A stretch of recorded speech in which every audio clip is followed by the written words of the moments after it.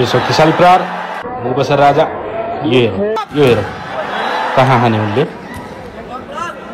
ब्लकरले नै मिस नपाउने गरी यो सुन्दर शट मुबसर राजा